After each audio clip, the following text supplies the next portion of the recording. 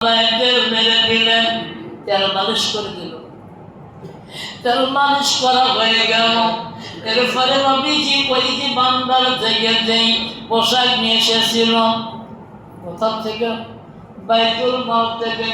বাইতুল মাল থেকে নবীজির জন্য যেই পোশাকগুলো বাজেট হয়েছিল, অনেকগুলা পোশাক মানুষকে দেওয়া হয়ে গেছে, অনেক কয়টা পোশাক হয়ে গেছে। এই সন্তানকে সুন্দর করে নতুন পোশাক পরিধান করা। এরপরে মায়ের সিদ্দিকা জিজ্ঞাসা করলেন, বাবারে তুমি কি সকালবেলা কিছু খাইছ? সন্তান ইশারা করলেন কিতাবের মধ্যে আসে। সন্তান ইশারা করে বললেন, সকাল থেকে এখন পর্যন্ত আমি কিছু খাই নাই। মায়েশা সিদ্দিকা রাদিয়াল্লাহু তাআলা আনহা এইবার নবীজির ডাকটা বললেন, ইয়া রাসূলুল্লাহ, ইয়া হাবিবাল্লাহ, আমাকে অল্প কয়েকটা মিনিট সময় দেওয়া লাগবে। এই সন্তান সকাল থেকে এখনো পর্যন্ত কিছু খায় নাই, আমি পরে একটু খাওয়াতে চাই। নবী বললেন, ঠিক আছে, আমি খাওয়াই দাও। মা আয়েশা সিদ্দিকা রাদিয়াল্লাহু তাআলা আনহা এইবার সন্তানটাকে ঘরের মধ্যে নিজে খাবে খুরমা, খেজুরের হালুয়া, মিষ্টি যা কিছু ছিল নিজে হাতে সন্তানটারে মুখে তুলে খাওয়াই দিলেন। খাওয়াই দেওয়ার পরে এইবার সন্তানটার মুখে যখন হাসি ফুটল, সন্তানটা বলে ফেললেন, আমার মা ভালো না, আমি ওই বাড়ি কোনোদিন আর ডাকবো না। আপনি বলেন আমার মা, আমার মা ভালো না, ওই মাকে আর ডাকবো না, আপনি আমার মা। আল্লাহর নবী সন্তানের মিষ্টি হাসি দিয়ে এইবার ভাব করে নিয়ে চলে গেলেন ঈদগাহের ময়দানে।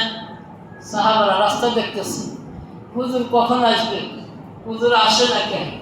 হুজুর আসবে, নবী তো চেহারাটা দেখবো, নবী তো মুখের বয়ান শুনবো, হুজুর এখনো আসে না, কারণ কি?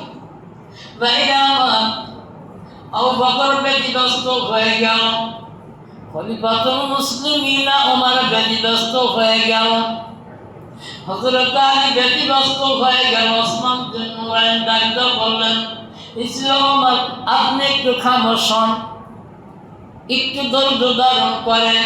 আমার মনে হয় নবীজি এমনি এমনি বসাতে বসে নাই, যে কোনো একটা ঘটনা ঘটছে, যে কোনো একটা কি ঘটনা ঘটছে। এমন সময় রাস্তার দিকে তাকায় দেখলেন আল্লাহ নবী ছোট্ট একটা শিশু সন্তানকে লয়া ঈদগাহের ময়দানের দিকে আগমন করতেছে।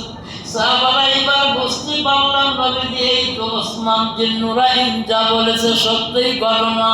এই কারণ হয়তো নবীজির দীর্ঘ সময় লেগে গেছে বাবা। এরপরে নবীজি যখন ঈদগাহের ময়দানে চলে গেলেন, যাওয়ার পরে কোনো কথা বললেন না। মুসলমানদেরকে ডাকতে বললেন, মুসলমানেরা এইবার কাতার সোজা হয়ে যান, কাতার সোজা হয়ে দাঁড়ান। কাতার সোজা করে দাঁড়ানোর পরে নবীজি নামাজ সমাপ্ত করলেন। নামাজের পরে খুতবা বললেন, খুতবার পরে বয়ান দিতে গিয়ে এই সন্তানের পরিচয় দিলেন। এই যে আমার পাশে যে সন্তানটাকে আপনারা সকলে দেখতেছেন, এই সন্তানটা এখনো পর্যন্ত মুসলমান লাগার বাবা নাই।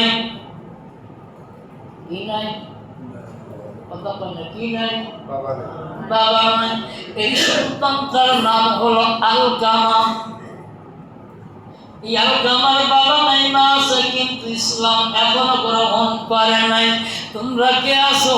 আলকামার দায়িত্ব তোমরা কেউ গ্রহণ করবে কিনা? জোরে বাংলা সুবহানাল্লাহ।